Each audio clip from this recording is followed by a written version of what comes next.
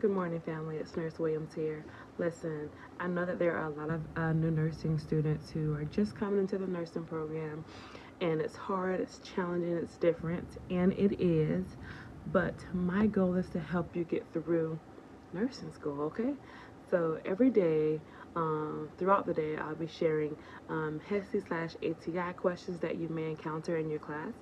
This is for fundamentals and foundations. So, and be mindful that these questions you may not see exactly, but you will see similar questions and the rationales will be the same, okay? So let's jump right into it because I'm going to do a few questions. And I want to break the questions down so that you will recognize how the NCLEX is going to try to get you, okay? It's going to be those small keywords that you have to pay attention to that you'll start to see, and you'll start to like get the hang of it, and then these questions will start just rolling off of your tongue, and the answers become like so much more easier to answer. Okay. First question: when assessing a client who starts to wheeze, which related data should the nurse obtain? A. Precipitating factors. B. Body temperature. C. Presence of radiation. And D. Heart sounds. Before you answer that question, let's go back and read the question. So let's dive right into the question, y'all.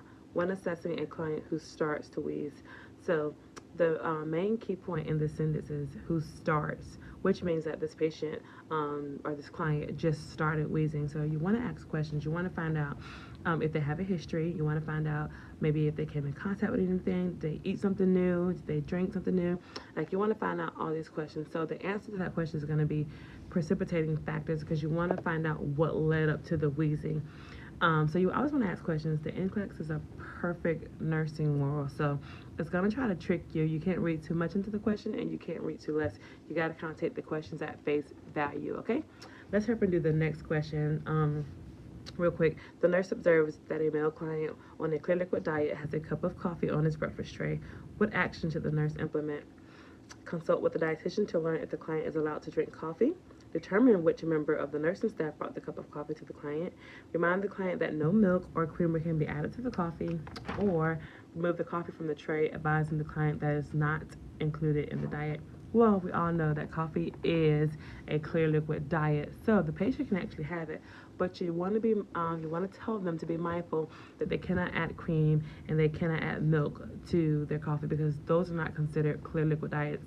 Clear liquid things are liquids that you can see through. They're kind of like a thin and watery consistency.